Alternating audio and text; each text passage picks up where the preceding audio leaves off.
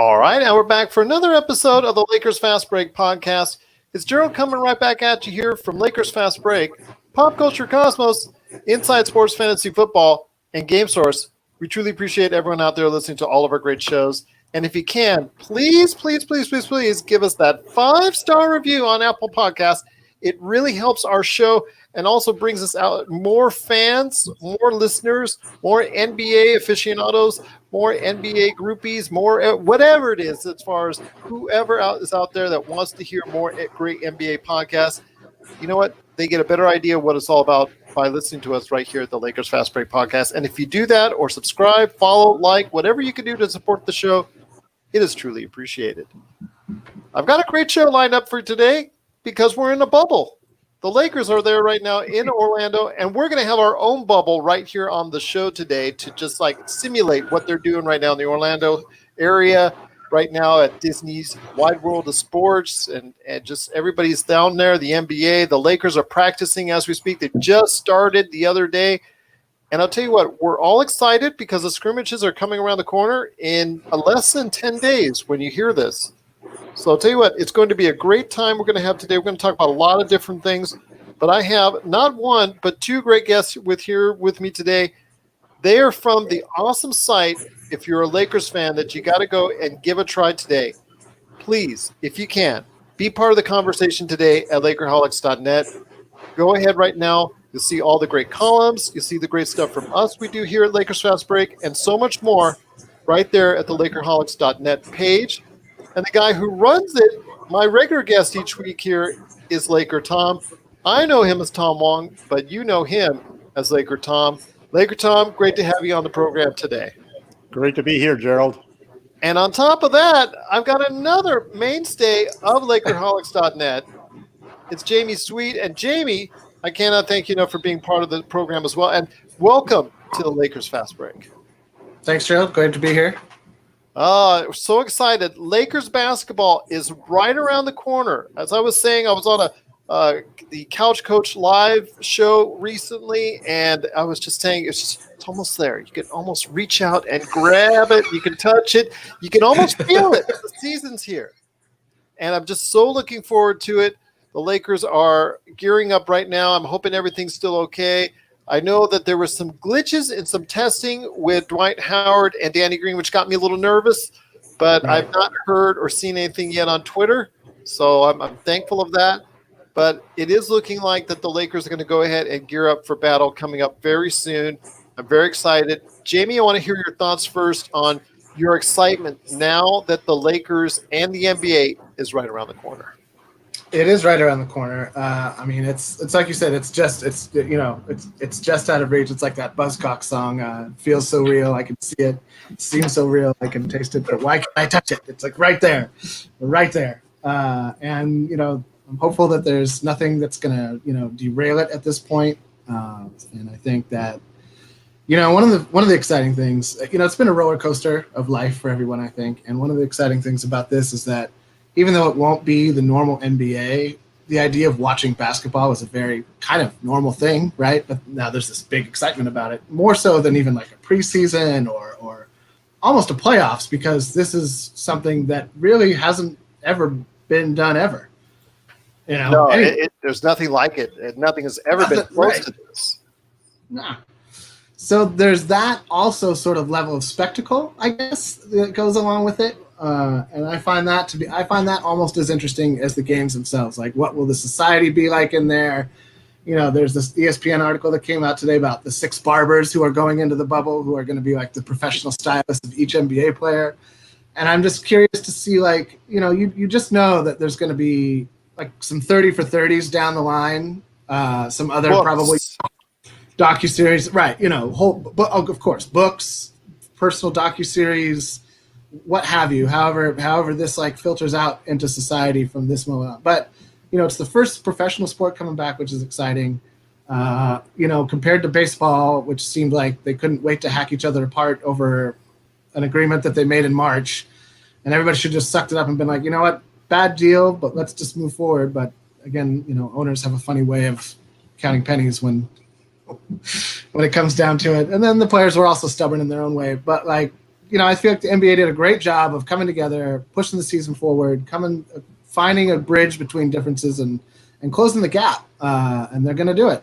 I think it'll take extreme circumstances to do it at this point. No wonder this man is part of the conglomerate known as Lakerholics on Net. No wonder he's a major voice behind it. LakerTom, you've done it again.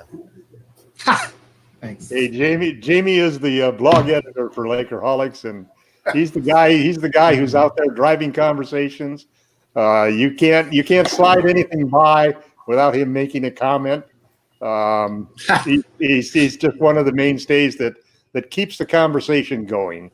And I agree 100% with everything that Jamie said here, because I am so tired of YouTubing old games and just the same old article. And now guys are even repeating the same trades with slight variations, and a week hasn't even gone by since I last posted the first version of the same trade. So all of a sudden now we're gonna get some new stuff to go, some real things to talk about without having to imagine and create all of this stuff. I'm a big fan of the bubble, and I think actually that we may see a lot more of the bubble going forward in all sports. It's something that at first I thought it was a joke that you would be considering it. I don't know when it comes to. Hold on, LakerTom. I don't know when you see the price tag for this. When you see the profits that come in from the revenues, that's the flip side of it. $150 million for the Orlando bubble is cheap when you compare. The NBA says that 40% of their total revenue of like $8.4 billion comes from games. And that you got to figure that there's another 40% that probably comes from the TV contracts. And you were right. I got to give you this. You were right. Some of the teams actually did ship in their cords for the practice card. I just really that just blows my mind. I said it on the show with you that they would be crazy to do that, and some teams did. And it's the luck of the floor, man. It's the home floor. It's literally the home floor. It's like the parquet different, the old Boston Garden parquet, but hopefully better. Listen, they switched that stuff out between the hockey floors, and I mean, the changes. They got that the whole system, man. That's like a construction project that's been repeated over and over. And I understand it helps. Well, I was just going to say, I understand it helps the companies involved that are transporting it, and it's great that they get that revenue. But are you sure that's money well spent? Are you sure that's money well spent? Donating to great causes. It's jobs for those individuals. You're right. But come on, is that money truly well spent? I think that's an argument that could be made about many things in society. You get the same ring. Oh, okay.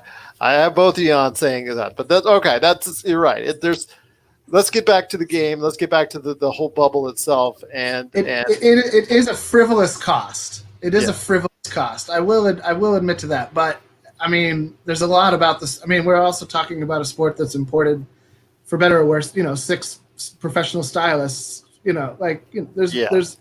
If we're going to get into frivolous costs, we can, really get down into it. But I think in the term of I think it not only does it provide jobs, but, for the players who are playing under unprecedented, again, circumstances, it's a slight hint of familiarity. And for the teams that can afford to do it, that's why you're a big market team, right? Like, that's why you chip into the luxury tax every year and bail out the Charlottes and the Memphises and and that's why hey, you don't want to do it? We're going to do it. Like, you deal with it, man. Like, you can have the NBA bubble court standard logo, whatever that's going to be, we're going to have our Laker home court or whoever. I don't know who did it. That would be an interesting list to see if we have that. I'm sure the familiarity thing, I think, is an important part of it. It's just, first off, this is a game that's going to be watched by millions of people.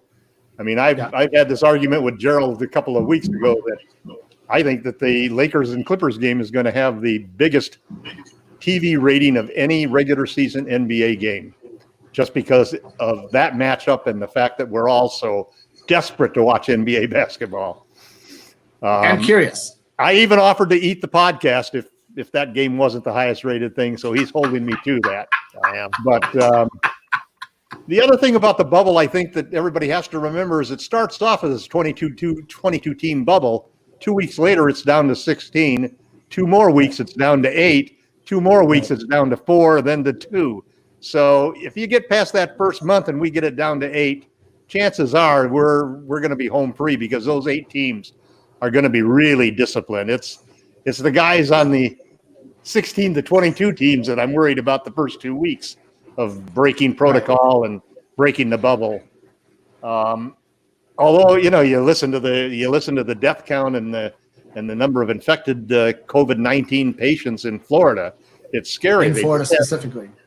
They just broke a record today, you know, and they break a record every day. So you just hope that we can get through this thing. And the great part about it, I think, is that, and I've read several articles about this, that everybody in the public health sector is really watching what's happening here, because there's a lot of lessons to be learned about how to put crowds together, how to run a bubble, and how to protect it.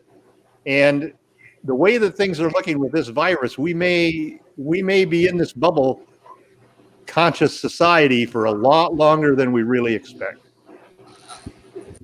The potential's there, but I also would say that on top of all of that you have an opportunity to redefine what a sport broadcast is. I think that in a lot of ways, all of the things that you used to do in game, like you won't have a sideline. I can't imagine you'll have a sideline reporter, for instance, right? Like, who is he going to talk to, or what? You know, what's he going?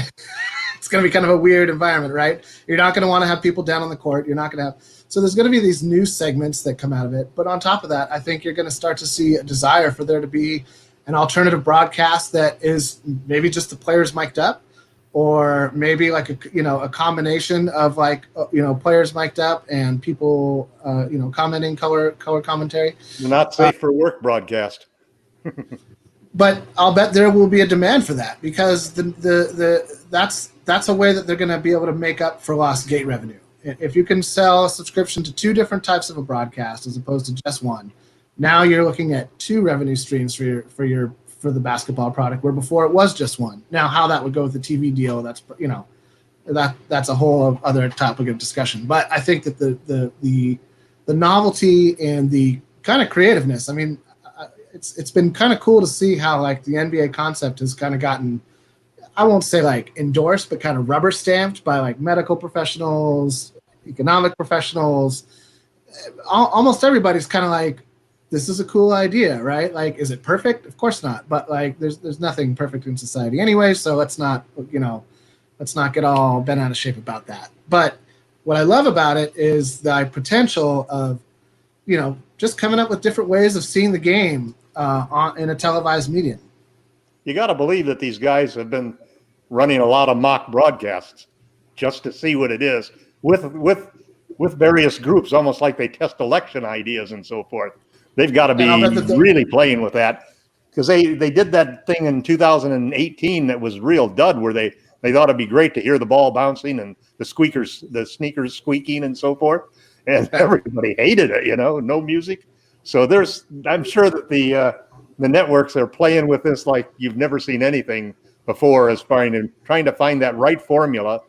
And I think, in a sense, that one of the reasons that the ratings had gone down last year, besides the China thing and everything, before we even ran into the pandemic, is that the NBA broadcasts has started to get a little jaded. They started to be repeated over and over, and the quality of the matchups, especially the ones that they had to decide ahead of time, when Zion got hurt and you're watching the Pelicans struggle, and there's a lot of things that just sort of became boring, and a lot of people were fast forwarding it. It reminded me back when people used to say, you only have to watch the last 2 minutes of the NBA game or the fourth quarter at best, and a lot of people were doing that, or they were, because of the availability of streaming and so forth and recording it, people were watching it late. I'd communicate with friends of mine and immediately tell me, don't say anything about the game.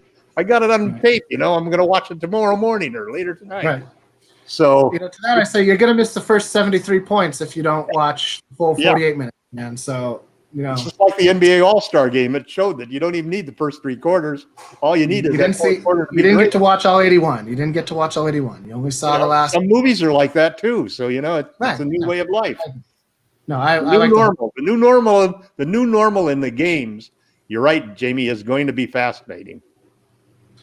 There won't be any in-house music. There won't be any like dun dun dun, or it will be weird if there is. Well, right? maybe there will be. They're But you still supposedly get going the to use the crowd noise from 2K, from NBA 2K. Right. That actually might be a model, right? How's that going to look with empty stands? They're going to have That's- maybe different different camera angles to try to make sure you're not looking at, you don't want it to look like Trump's Omaha, convention. Well, thing. either you're going to put like messaging on the stands of some sort, right? Like that was an idea I'd floated when the players in the NBA were going back and forth. Cardboard cutout fans. Totally. No, not cardboard cutouts. Like you could use the seating area as like as a surface to which you could add like social messaging, or what you'll probably see is a lot of stats overlaid on the game, like kind of like a heads up display console potentially, where you'll see a little bit more stat work up in the corners. It's going to be very interesting, right? Maybe you'll see two heads of like the broadcasters talking at you, like some sort of weird Wizard of Oz, like pay no attention to the game going on below you. Like, I don't know, right? It's going to be really weird. How about giant big screens surrounding the entire arena, where you could put the crowds in via the giant screens? That would be very much part of the future of the league. If we don't have live people watching games. Or what if you had a screen that would link to a person's Zoom so that they could be at the game in their seat, cheering from their seat, but it's just a social distancing for the NBA. No. I hope to be driving Gerald crazy. I could tell. No. My gosh. Tom, you're at it again, my friend. You're at it again. Crazy Tom is at it again. Once again, I'm talking to Jamie Sweet and LakerTom from LakerHolics.net. Be part of the conversation today, because you see these guys, they've been conversating a lot, and they do the same thing on their site, LakerHolics.net, plus quite a few people as well also share their comments regularly. They share their posts, their thoughts, their feelings on the Lakers and the NBA. So you got to check it out today at LakerHolics.net. But LakerTom, I want to ask you this. When it comes to the bubble itself, there's so many variables now. Like both you and Jamie mentioned it, and it's also been mentioned on my other podcasts. I've had so many recent podcasts, and I'm going to have so many more lined up with so many great guests. And we're all wondering, could there be a scenario where the coronavirus comes into play or some injuries come into play? Because there's just so many variables in play when it comes to the bubble. Are you guys concerned about the coronavirus still wreaking havoc upon the NBA season, or a major injury bug, let's say pulled hamstrings, groins, or anything else that could possibly happen because the players have been out so long? Jamie, I'll start with you. Definitely. I think that the news recently that, there's doctors are finding that there's links to like cardiac issues after people have the coronavirus. And that, being such a consistently high activity sport, I think, that's something that I'm sure that the medical teams and the team professionals and everybody that's associated with the NBA and the teams will be on the lookout for that. But, as a morbidly curious question, I feel like if somebody were to have a heart attack in a game, or like a heart attack as a result of, having had COVID at one point, testing positive, coming into the bubble, playing in the games, having an issue of some sort, I think that sort of thing might be enough to derail it. I think that a huge spike would be enough to derail it, or superstar players all getting it and missing games might be enough to derail it. Like if there's nobody worth watching, who's going to tune in to watch, Sheik Lamb versus Villain, nobody's going to check. Well, I'll just say this, that, you guys are familiar with Los Angeles sports like I am, and being raised for the first 25 years of my life in Southern California, I had a great love and appreciation for the Loyola Marymount Lions in their very short period of time when they were a national power and they were run and gun. It was really fun and exciting. And it was all led by Hank Gathers, the late Hank Gathers. And to see him collapse on the court like many people did, like I did, and see that happen was truly a tragic sign. And that's something that stopped the play right there. And we stopped the conference tournament, and the Lions were still able to go to the NCAAs, but it was just it was just so devastating for the team emotionally, and it gave them that inspiration to drive farther than maybe they could have without him. But still, if something like that happens in the NBA because of something related to COVID, let's say that happens to Braun or AD or a Philadelphia 76er or anybody. Anybody. If it happens to a Laker, they're not going to do anything. You know that. If it happens to somebody else, they might cancel the whole thing just to prevent the Lakers from winning. It happens to a Celtic national holiday. Yeah, well, I just think that it's going to, if that happens to anyone, there's going to be such a backlash that I think they would shut it down entirely. Tom? Well, I think the injury thing is a serious concern because these guys aren't going to be in regular basketball shape when the playoffs start. No, good point. And LeBron's not going to lighten up. AD's not going to lighten up. Kawhi's not going to slow down. So you're going to have guys not in tip-top shape, and somebody's going to get injured. I think that's probably something that's going to happen. And there's going to be there's a percentage that you just have to expect is going to happen. Players getting tested positive. I'm not really so worried about that, even with the bubble outside, simply because, as I said earlier, the diminishing number of players that are going to be in the bubble as it moves along, it'd have to be something that happened early in the bubble in order to cause that. And when you look at the stats for these players, even during the end of the season when COVID was running through various through various teams, rosters, and so forth, there was never more than 2 or 3 players that were getting it. And generally, mostly players that were on the outskirts, although some of the players have had it. Now, I think Jamie brought a good point about especially the lung problems that some people are having as an aftermath of having COVID and their wind and so forth. So a couple of stars have had it, and some of the players who've had it may have lingering aspects of the disease. And we may see, I know that Coach Vogel has talked about playing a lot of people, which is the total opposite of what everybody thinks about once you hit into the playoffs. It's narrow the rotation and pulling up the minutes, and LeBron's going to play 40 and AD's going to play 40. What do you guys think about what kind of load management we'll see? They may look to be careful of that because of the conditioning, but Tom and Joe, it's 90-10 that we get through it without anything tragic happening that derails it. Jamie, I know you had something you wanted to interject in. Well, I was just going to ask both of you, what kind of, load management was a big hot topic prior to the beginning of the season with Kawhi Leonard and, confined and all that stuff. Do you think we'll see some sort of, even though it's a very condensed season, even though there's not a lot of time to load manage, do you think we'll still see a lot of load management, do not play, or kind of how Frank did it, which was more like we'll play a lot of people all the time, almost like it's kind of preseason-y, to keep minutes down without having to miss too many games. Although AD missed, his share of games. LeBron missed, I think, 2 games, maybe 3. Yeah. Well, I think injuries are going to. I think the worry about injuries are going to make people not want to. Injuries happen when people are tired. Guys are tired. Everybody has proven that. So you just don't want your guys to get tired because that's when you pull a hamstring, tear an Achilles, and something like that. So I think that they're going to be and you're playing because you don't have the travel involved. You're going to play a closer, tighter schedule of games, a back-to-back and so forth, which you'd never have in the playoffs before. So I think there is going to be some load management. I'd love to see some load management, like the Clippers going home early and the Bucks going home early. That's the kind of load management I'm for. But no, we're not going to. I'm hoping that we do our typical load management that the Lakers have deployed, which is to blow people out so LeBron and AD can rest in the fourth quarter. That's what I really want to see all the way through this. If the Lakers clinch their conference, which they would only have to do really if they could realistically do if their first 2, 3, 4 games, like you said, then it makes it a lot easier to go ahead and say, you know what, we're going to cut down their minutes. We're going to they're probably still want to play a hard first quarter and a hard first half, and then or AD might you want to sit him out because he attracts those injuries, even though he says 100% healthy now. He attracts those little injuries a lot.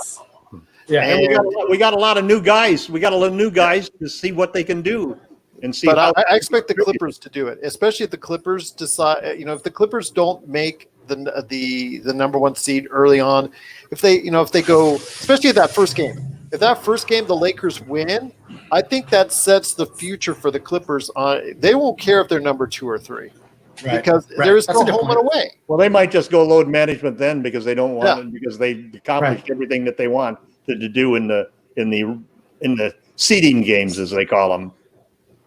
But that's what I'm saying. The seeding game is going to be huge. Yeah. So that's what I'm saying. If that first game the Lakers beat the Clippers are now 6.5 games with 7 games to play, which everybody would say is virtually impossible. And I would say at that point in time, Doc Rivers is going to go ahead into load management mode for those two. I would if I was on the Clippers. I think we'll see a lot of the Bucks, the Lakers, and the Clippers pouring it on the first half and then coasting the second half. I wonder if Vogel will ramp people up slowly. If he's like first seed, second seed, don't care. I want to be healthy and like in tune going into the playoffs. We're going to see a lot of guys who didn't play including Antetokounmpo and Kaycock. Yeah, Kaycock. We're going to see them play too. They might get a good 5 minutes a game in there. I don't know about see them play. They might get some minutes too. See some time. It's going to be a weird. The seeding games are going to be weird. I'm just going to tell you right now, guys, that I don't know if you'll see much of Antetokounmpo, or at least that Antetokounmpo, or you will see much of Kaycock. You may see a little bit more Kaycock because he is playing at a higher level than Antetokounmpo. And is more of a natural fit at the 5. Yeah, exactly. But if the Lakers clinch early, you will see a lot more of Dion Waiters, Markieff Morris, and J.R. Smith. So I want to ask you guys this before we go into the discussion as far as who might come out on top, surprises, 8 seed, and all that on our back half hour. Before we head into that, I want to ask your thoughts on these 3 and which one of those guys needs to make the biggest impact. Jamie, I'll start with you. I don't know. I think that honestly the answers are probably more in-house, but of the 3, I would say probably Waiters has the opportunity to make the highest impact, even though Morris can play as a stretch 5. I think with having both JaVale and Dwight healthy and on the roster, you'll see Frank stick probably a little more than Tom wants, a little less small ball, a little more traditional, not ignoring small ball. You'll still see AD at the 5. But if you can do 80 at the 5, then why do you do Morris at the 5? Like if you're going to put out your best players, your most talented players, and JaVale and Dwight are far more talented on defense. Same goes for Caruso on defense over Waiters and J.R. Smith. And I think that's the identity the Lakers have worked on all year, more than their shooting or their scoring. The scoring and the shooting is kind of like LeBron, figure it out, AD, you're the release valve, and if somebody gets hot, feed the hot hand. It isn't really much else than that. There's some pet lob plays that you'll see. There's that elbow entry pass from the high post to the low post.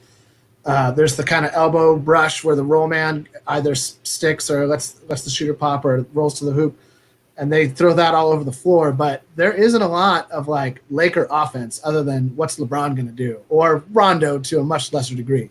So I think that's why I say Waiters, because I think he's the better playmaker, and depending on if playoff Rondo is real or not, we may need somebody to make those kind of plays if Rondo kind of just can't get it done, or gets it done for like 2 weeks like he did in the season and then really starts to seriously tail off like he did in the season. And LakerTom is convinced. I mean, he was convinced the entire summer.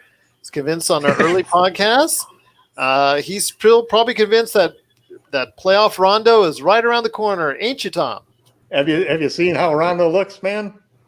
He's ready to I knew you were going to tell me that. Rondo may get ejected in the seeding games for punching out somebody. It will be Dwight Howard. It will be Dwight Howard. If anybody's here, I kind of agree. I kind of agree with Jamie, and I go back to the fact that when the Lakers were replacing Troy Daniels, they brought 2 guys in that they looked at. One was J.R. Smith, and the other was Dion Waiters. Right. And they decided Waiters was a better fit for what they needed at that point in time. And it was only until Avery decided that he needed to stay home with his boy that they actually went out and got JR. So, and the reasons are pretty simple as to why they chose Waiters over JR Smith. One, he's not just a fill-in for this year. He could be a valuable piece going forward. He's only 28, and he's very talented. JR's 34 and at the end of the road. Secondly, he's a playmaker. He can dish you 3 or 4 assists per game consistently, and we need a guy who can do that. And third, he can get his own shot. You know, he's a guy that when AD's not on the floor, LeBron's not on the floor, you can give him the ball, you can clear out the side, and he's going to beat his man to the basket. He's a good 3-point shooter. He's got some size. Now, all of this will be decided in the seeding games as to whether or not that can really come true. He and JR both haven't played a long time, so I think the easy favorite is going to be Morris, who has played well, even though he hasn't shot well. He's only taken 22 threes in 8 games. But Morris is the guy who's going to get – Morris is the sure guy to get the most minutes. The Waiters behind him, and JR, if he can get hot, give him the ball. And if he's not hot, he's sort of like the guy, if you make your first shot, you're going to have a good game. If you miss your first shot, pull him and put him on the bench. Is there a world where Waiters could step into Bradley's starting spot in anyone's mind? No, I think they stick with KCP straight through. I didn't think so. KCP has played really, really well, but better off the bench. No, better as a starter. No, I think he's for him better as a starter, but I think for us better off the bench. Although 17-3, you can't argue with. I give him credit I give great credit to KCP for. You know, I used to think flexible. That same thing, Jamie. That he's that he failed when he was on the bench and he was good as a starter in previous seasons. But the way that he's reacted this year, when he didn't start all the time, and then he started to fill in, and then Avery came back to the starting position, took that over just as expected. But KCP actually played his best basketball the second half of the year there, and really the way he turned fans around to, you know, all of this KFC stuff that people were calling him and so forth. I don't have a doubt that he's the starter all the way through the playoffs. You know, I think early on in the season, he was struggling, and a lot of people were perpetuating those bad vibes on him. But he has turned around, and I saw the stat on Spectrum Sportsnet yesterday he's the best 3-point shooter on the team. 51% from the field, 43% from the 3-point area, and 17-3 when he's a starter. Yep. So This could be a good move for the Lakers. Can he play that consistent defense? That's still up for debate, and that's against some of the players. To me, it's all about matchups. The Lakers are going to have easier hard times for the key, depending on the matchups. I mean, if they get Houston can give them fits because they go small. Plus, they have, obviously the backcourt that could give Lakers some issues there. Obviously, I still think the Lakers would go through and win it, but I think I don't think it's going to be very easy. But there are other teams against Luka and Dallas, against Oklahoma City, even against Utah, which has a key member, Bogdanovich, out already. And he's gone for the season because he had surgery. That, to me, would be better matchups for the Lakers at this point in time. I think they would go ahead and have a lot easier vantage point. And then if they're somehow, instead of the Clippers, get the Nuggets in the Western Conference Finals, or someone else or the Clippers, I think that would make it a lot easier for the Lakers. But then again, I don't think it's going to come out. I think it's going to be like everybody else is saying. I think it's going to come out to a battle of LA, whether we like it or not. Probably. So they're actually the team I fear more than the Bucks. Yes. You know, I think we have 2 defenders who can handle Giannis. You have 3. LeBron does a great job against him, and AD does a great job against him. I also think JaVale McGee can give you 5 good minutes on him as well. That's what I was saying, because his size, and he's still athletic and quick enough. And I've seen him actually go out into the 3-point area and cover guards at times and make it difficult for them. I think he can give Giannis a little bit of an issue as well. Right. The only last thing I'd say about the matchups is, you know, we've always had this attitude all year long. It doesn't really matter who starts. Frank will play the hot man. He's going to stay with a hot hand, and then if you do the job, and he's going to match up against the other team and try to force matchups that give us an advantage. I think that's a strength. All year long I hear this stuff about how the Clippers are so much deeper. They're deeper at the wing, but they don't have the centers or the guards that we have the depth to do that. And we've got, if we can handle the guys on the wings against the Clippers the way that we have in the past, we're going to be in good stead. And I think we got enough depth that we'll see different lineups against the different matchups that we're facing in each of the playoff rounds. One thing I want to ask you guys real quick, and I'll start again with you, Jamie, on this is who do you think is going to sneak into that 8th playoff spot to most likely play the Lakers in the Western Conference? I think Memphis is going to hold on to it. I think that Ja had hit a little bit of a rookie wall, and Zion kind of was able to come in fresh, and really, and for as much as the Pelicans struggled early, Brandon Ingram really kind of established himself and kept that team at maybe not, I won't say above water, but just below the surface of the water, like kind of get above.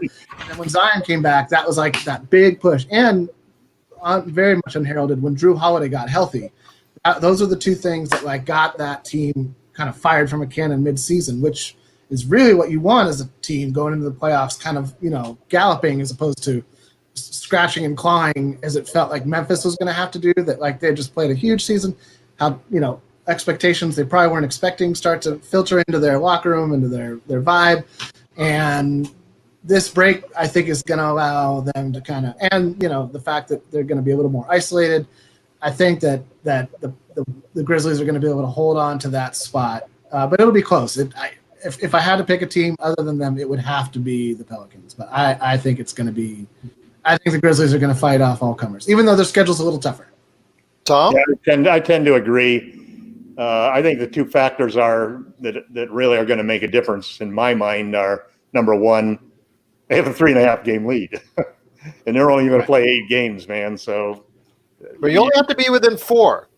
Yeah, that's true. But then they'll have two. They'll only have to win 1 against the other team having to win 2. Second thing is, I think Ja Morant is going to play like he wants to cinch the Rookie of the Year award. He doesn't want any question. He doesn't want any questions about Zion steaming up there in the last 8 games and stealing that award from him. And the media has done everything they can. In fact, there's a big argument that the only reason we got 22 games in this playoff situation is just so that they get a chance for Zion Williamson to play in the playoffs. So I'm going with Memphis too. I'm gonna say a little bit differently. I'm gonna say this: never count out Dame Lillard. They've got 2 big. Not 100% healthy. I mean, because Rodney Hood's still out, and he's out with Achilles. But they've got their 2 big guys back. Yep. Yeah, two good big guys. And Portland is very motivated at this point in time. And Damian Lillard, you've seen what he did against the Lakers earlier this season. I'm never going to make it. We'll sweep him. Yeah, he'll score 50 on us while they're doing it too. Dude, sweep him. He murders us. Yes.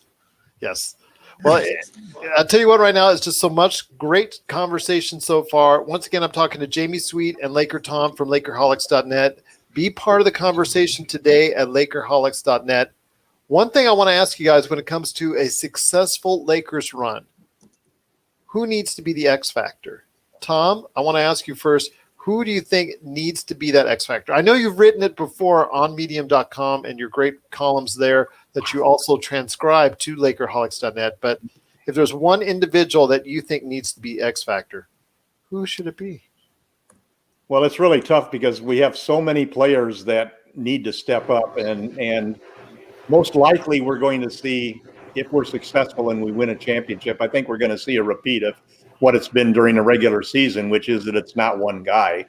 It's this guy for this series. It's another guy for that series. It's another guy when we get into the finals and the Western Conference and so forth. But if I had to pick a player who I think could be the one player that if he really breaks out, we're going to win the championship, I think it's got to be Kyle Kuzma. I think he's so underrated. He's been injured most of the year. And he's 100% healthy now. He's adjusted his jump shot so that he's, instead of having that hitch where he goes up and then shoots, he's doing it in one motion now. His We haven't heard defense anything about vastly him improved except this his season. dating habits and his social media stuff and so forth. But if he's healthy and can go in there, and the way he finished the season, I really liked, because he had, in those two big games against the Clippers and the Bucks, he almost pulled off a double-double. He averaged 9 points and 9 rebounds.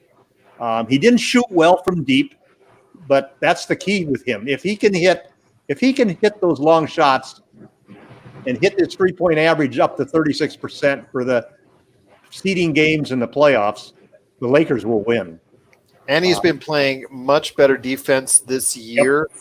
We thought he was a joke defensively. I'm going to be honest with you, like a sieve, where people just walking by him and scoring left to right. Well, I like the fact that Vogel has given him challenges, like putting him on Westbrook, putting him on certain players that would be an issue. And they still score, but now a lot of times they're having a harder time to score. They're having a harder time. They're missing shots. And a lot of that is due to the hard defense that Kyle Kuzma is now playing and now showing people can play, because he needs to in order to stay on the court, because as you've seen, as his defense is now rising, his offense just really hasn't come to fruition yet. But I think he is also the X factor, because he can provide something different that not a lot of the other Lakers that play regularly can provide, that we've seen already. And you're right, Tom. If he can find some consistency like he did when he was first around on the Lakers, playing in that summer league team in that first year with the Lakers, I'm hoping he can recapture that, because if he can, the Lakers really should have a lot easier time on their hands. Jamie, who would be your X factor? I mean, I probably would instantly have to agree with Kyle Kuzma. My runner-up, I think, would actually be Frank Vogel. If he can get the matchup game right without his starting point guard, who led was like the focal point of his defensive attack, along with incorporating 3 pretty reputational boneheaded NBA players, on top of playing in the bubble, on top of being the Lakers, on top of what's happened to the Laker franchise this whole year, from being in China when China hit, to Kobe's helicopter, Kobe and Gigi going down, to all of it. Like, that's like, if that's not like Coach of the Year, I don't. You got to get rid of the award. Like, he doesn't get the respect he deserves. That's for sure. He's not going to win it, unfortunately, because he does, like you said, he doesn't get the respect right now. No. Nick Nurse is probably the leading candidate, because of how he's taken the team, how the record they have without Kawhi. So a lot of people are really in his boat, and he's done a great job, no doubt. Frank Vogel, like you said, steering this team with all these different personalities, that, as you have noted, Tom, on the show before, have worn out their welcome in other places. To me, I think that how he's brought it together, I think he doesn't get enough credit for it, and he does deserve an opportunity to become the Coach of the Year, but I don't think that'll happen. There's another unsung hero. Here, which is our ball boy, Rob Pelinka, our ball boy, because he's the guy who's really made some great moves and brought in people. He's created an atmosphere where there is a consensus building all the time, where the coach, the superstars, and the front office are all on the right page. It's why you can bring in a Deion Waiters, a Dwight Howard, and a J.R. Smith, and nobody's really worried that they're going to be anything other than, they may not perform the way that we want them to perform, but nobody's worried about them destroying the chemistry of the team or ruining the camaraderie that we've got going. And then the final thing comes down to, if you're going to go into, Jamie's made a great point about this being an unprecedented challenge. Whoever wins this championship gets a gold star, not an asterisk. They get a goddamn gold star for having done it against odds that are much more insurmountable than any other season. To have a 3.5 month layoff, come in there, play it in a bubble in the middle of a pandemic without home court advantage, So it's going to be LeBron and AD. What are the big advantages that we have over everybody else? Because both of those guys are hungry, and this is the season when they're going to prove it. Bron's going to prove he's still the GOAT of this era, and AD is going to prove that he's going to be considered to be the GOAT going forward, and the Lakers are going to leave the Celtics in the rearview mirror. Now look at you, LakerTom, with quoting Doc Rivers on the Gold Star issue. But you're right. When it comes to going all the way, I think all three of us can say in unison that we're thinking that the Lakers are going to do it. But before we go ahead and plug your stuff, guys, on the Lakerholics.net site, and also we close out the show, I want to go ahead and hear your thoughts on who they might match up against. I'm still thinking it's going to be Milwaukee, although I think it's going to be a lot closer than people think. I also think that I wouldn't be surprised if another team comes out of there. But, Jamie, I want to hear your thoughts on who the Lakers will match up. I know they're going to eventually defeat whoever they're going to match up against. I think that's what all of us are predicting. But I don't like to make – I like to – one game at a time, man. One game at a time. Okay. One game at a time. Tom likes to project far into the future. Like 1 year at a time. 5 years at a time. Timeline that doesn't exist. Although I have to say here and now, I didn't believe we would trade for 80 when we did. I made a gentleman's bet with LakerTom, which he won because I was wrong. So I can admit it. I'm man enough to know when I was mistaken. I actually, to be absolutely honest, if Philly is healthy, like truly healthy and stays healthy all the way, I think Philadelphia has as good a chance of coming out of the East as anyone. I think there's nobody that can contend with Embiid, and if they can, if they can stay healthy, all of them, the whole team, then I think they've got a great shot. They need to get their shooting. They don't have as much shooting as they did last year, so they need some type of shooting. Tobias Harris needs to perform at a level that's better than what he's done so far this season. But they do have a defensive wall. They're the only team that outside of the Lakers can throw continuous 1, 2, 3 big bodies at Giannis. They're the only other team I really think that can do that outside of the Lakers.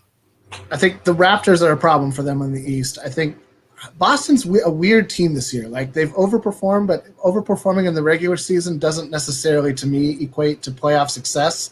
I think Tatum has to play at that level. He has to play at that level. The whole from like for 3 months, like no drop offs. Like if he has a 14.6 rebound game, that's a loss. Like especially in the playoffs, like that won't fly. So he's going to get there, but maybe not yet. They're like, well, losing Horford was huge. Like I could see Howard ending up in Boston, actually, Dwight ending up in Boston, because they're going to look out and see that there's, as much as Houston wants to say like small ball forever, like the league doesn't work like that. There's still guys who are 7 feet, who've got skills, who you have to contend with under the hoop. Are there as many as there were 15, 20 years ago? Certainly not. Do they also have the ability to shoot from the outside? Some do. But at the end of the day, if you can score a basket from 5 feet or closer through a few passes and a nifty move, that's what's going to work in the playoffs more often than hopefully these 3 guys who shot the equivalent of 40% over the course of the regular season shoot 40% over the course of the playoffs or a 7-game series. And those are all very different equations that don't always bear out the way the storylines kind of hope they do. Tom, did you have any thoughts on who might come out of the East? I think it's going to be the Bucks, primarily because they're such a good defensive team. When you put Bledsoe in there and you've got Giannis, you've got a great defensive team. They don't have as much shooting as they really need to surround Giannis, but there aren't many teams that have guys who can cover the guy and keep him from getting to the rim. The Lakers really probably have the 2 best Giannis stoppers in the league, in LeBron and AD. So I think that's going to be Milwaukee out of there. I think if we lose to anybody, it's probably the Clippers. I think that they're by far the best team, the second best team in the league, in my opinion. And the Bucks are really the 3rd best team in the league. Well, there you go. There you have it. Jamie, you don't seem too confident on that. I mean, I think the Bucks have the same problem that the Raptors are going to have if they, or that the Celtics will have, is that if they encounter an elite, like if they well, depending on how Jokic plays, but like if they, because it looks like the Clippers, I don't know, the seeding game has to kind of take. You got to go through the seeding game first and see who's matching up against who, because it's still a little too wide open to say like this team's going to match up with that team or we'll face that team before they face us. It's a real model there. Everybody's got 40 or 41 wins in the middle. They can switch around exactly from 3 to 7 easily. Right. These short games are still going to determine a lot. So that in and of itself is going to be exciting. But I think dominant centers, although are not in fad, are still an unstoppable force. More so in the playoffs than in the regular season because there's more time between games. There's the defense that is coming at you. Less transition. More and more confidence. So I feel like but having said that, if George and Leonard are hot from the outside, it's kind of game over and Lou Williams, if those three guys are hitting it, then your big center is going to have a lot of points to overcome because they're just going to be raining fire on you from all sides, and that's a difficult thing to stop as well. So it's going to be interesting. I see the Clippers as probably being, I mean, like many of the old Laker battles of the past, the true NBA Finals might happen in the Western Conference Finals. Yep. Yeah, I was disappointed that they didn't decide to seed the teams 1 to 16 while they were in the bubble because you don't have the travel issues that have always prevented them from doing that in the past. I like that. Of course, that would have meant an advantage to the Lakers, so there's no way that the league would have approved that. Well, there are variables indeed, right? Like you said, that either which way benefit and detract from what the Lakers are going to be doing. But overall, I think that the Lakers with AD and LeBron is just too hard of a matchup for any other team to deal with. I think that as long as they stay healthy and they stay productive and motivated, like LeBron is, knock on wood, stopping them now. Motivation is his middle name. That is true. That is true. Once again, I'm talking to Jamie Sweet and also LakerTom from LakerHolics.net. But before we head on out, guys, we have just a few minutes left.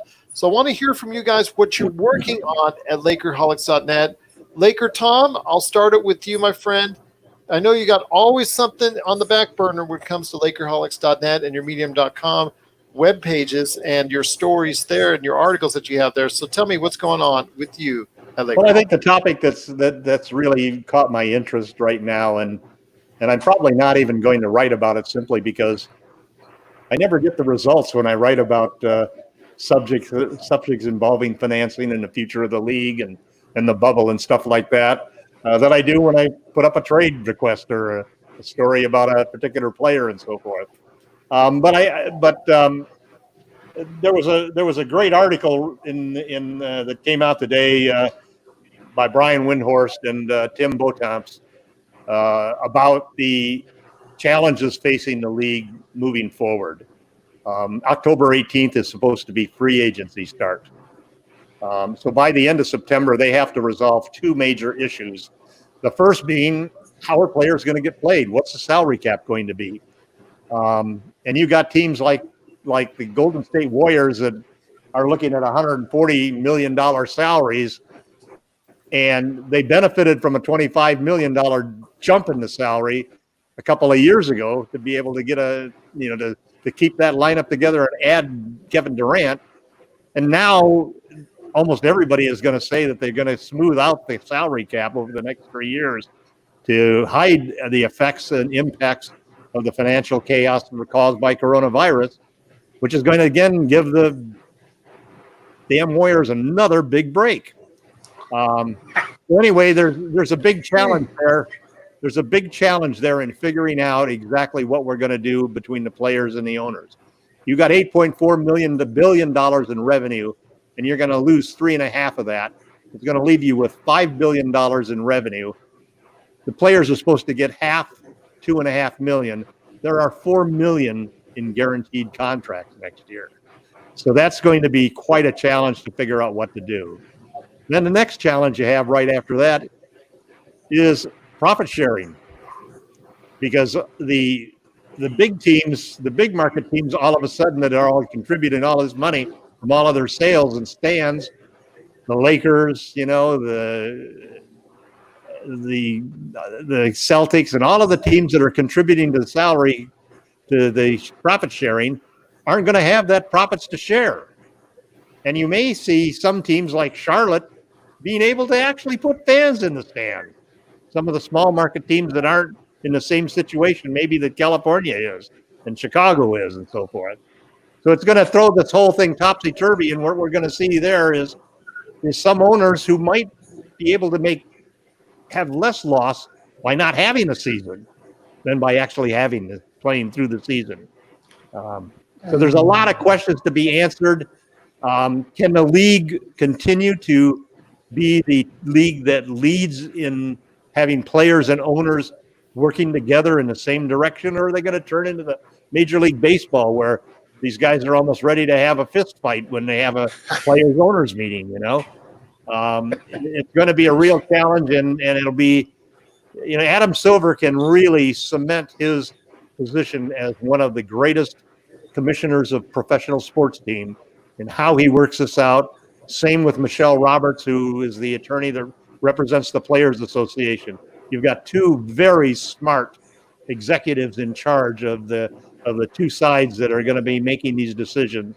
And I think it's something that every player and every NBA fan is going to have to keep a close eye on it, because we're talking about the future of the sport that we all love. Jamie, what are you working on? Or did you have something you wanted to go ahead? I noticed during our conversation there, what LakerTom was saying, you had some kind of well, I mean, I think there will be some sort of season next year, and to the idea that there will be fans in the stadium, I was just kind of thinking, like, I wonder if they'd put like you get your seat, but they have the hockey plexiglass up around the basketball court, so that there's, or around your seat maybe. Mini bubbles. Everybody has their own bubble. That's way too. Yeah, mini bubbles. We're all going to be like, I would say the hockey would, for example. Or you could sell a third of the seats probably and have social distancing. Whatever it looks like, I could see, like the Orlando, the Miamis, the Charlottes. Unfortunately, most of the southern teams, the Hawks, probably letting fans into the arena for the season next year. And the Golden State Warriors, for their incredible new arena, I bet it will be empty for all of whatever the season looks like. Same with the Staples Center. And Sacramento's probably always half empty, so it'll be like always. That's an advantage. That some teams have an advantage because they're used to playing in empty stadiums. Right. So everybody's got to be empty. So it's even playing field for once. No, I can't. I don't know what it's like to play in Sacramento. That's the greatest organization beyond high esteem. No, but I think that there will be I think that what we've seen during the ramp up to the bubble is unprecedented agreement between a players' union and ownership, with the NBA kind of finding staking out a very neutral middle ground. And I think that's one of the great things about Adam Silver that Rob Manfred hasn't learned yet, which is to cow to one side or the other is not the designation of your job. You need to bring the two sides together. You need a win-win situation. Well, or so that it happens in a way that feels organic, as opposed to what baseball has become, which is basically come back to work, season starting. It doesn't have an organic feel. And even though there's been issues raised, and they're valid issues, and even though there are multiple concerns, and they're all valid concerns, I should say, I still think the way the NBA has gone about it is the best possible way that could be, given the circumstances of our reality. Well said. I agree. For the cap, I can't tell you. I think it's going to depend on how the playoffs do. If all of basketball is the most watched it's ever been because planet Earth is so bored, that could be something that starts to. I mean, nothing's going to make up the $4 billion that we're going to lose from the China, from the stoppage and play. It's not the lack of gate revenue that gap will not be closed. But if it can be shrunk to a point where they can envision a way going forward that they can approximate or come close to a way to build off of that, in the hopes that within a year or so there's a vaccine, or within several years there's the planet has adjusted to the COVID virus in a natural way. However that process unfolds on that front, I think that these playoffs and this little shortened season is going to really kind of inform the NBA on what it's going to look like going forward. And is that the Lakers play at Staples Center, or is there like a West Coast, East Coast series of hubs or bubbles that the players play in that are more controlled than an arena? But I don't know. It's going to be very interesting. It's going to be very, very interesting because the travel aspect is, I think, the part that everybody's most wants to avoid the most, because flying in a plane is a very good way for it, should somebody have it, for it to spread. So I think that's sort of those are the factors that I think are going to inform us a lot. And I think that the Players Union is going to probably insist on the 50-50 BRI split, but will be more willing to talk about things like putting salaries in an escrow or increasing the size of the escrow so that the payments can unfold in a more organized manner. I hope that they don't do the cap smoothing, because not just because it benefits the Warriors, but I feel like it kind of torpedoes a lot of the small market teams too, because they're forced to run a business without, as you mentioned earlier, Gerald, frivolous expenses, right? Like they have to bringing it back. Have to watch their bottom line more than like the Lakers or even the Knicks, who haven't had a successful team in a decade, and they throw the team out there. Woo! They don't. There's no concern, it seems like, for the bottom line in the Knicks franchise because it's the Knicks. But the Charlotte Hornets can function like that. So I kind of hope the cap smoothing idea doesn't go through, because it punishes the people who ran their business the best, which doesn't seem fair. In the long run, what's going to save the NBA is the equity that they've got in the valuation of the teams.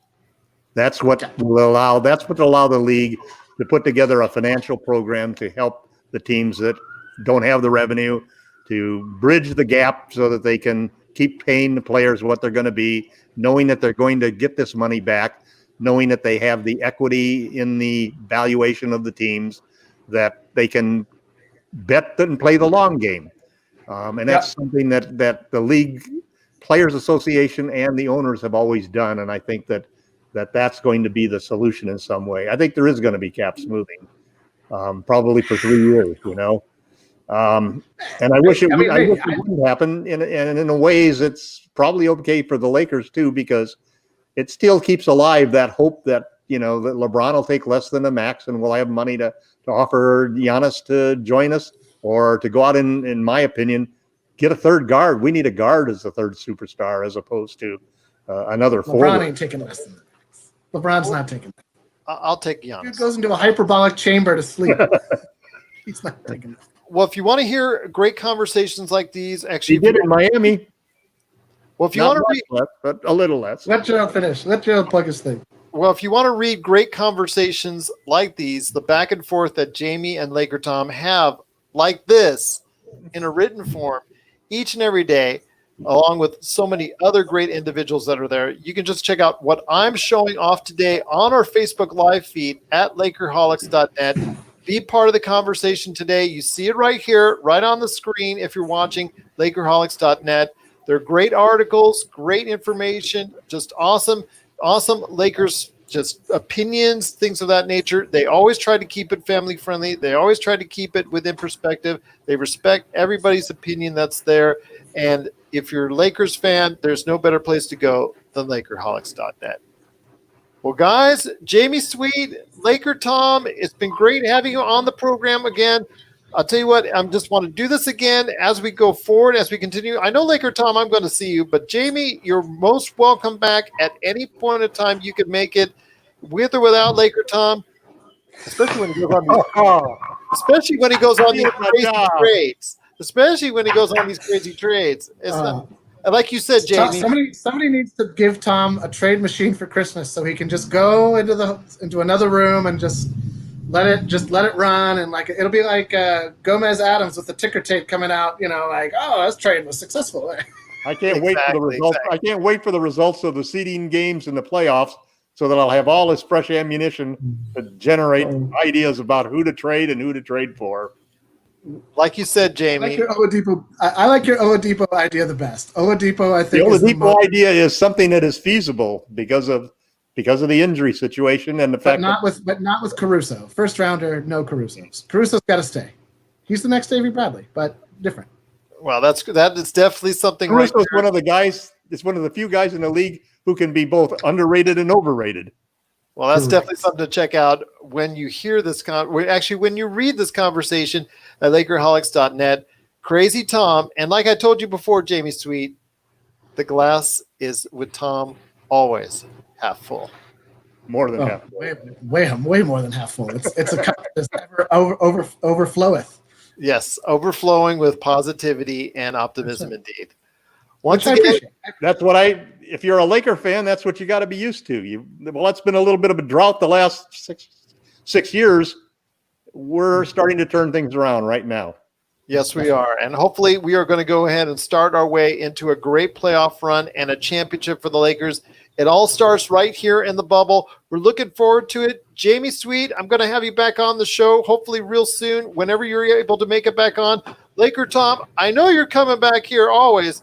From Lakerholics.net, the guys right here, we truly appreciate it. Once again, for us, 5-star review on Apple Podcasts. If you have any questions, at Lakers Fast Break, at LakerTom, LakersFastBreak@yahoo.com. Jamie, any way to get a hold of you?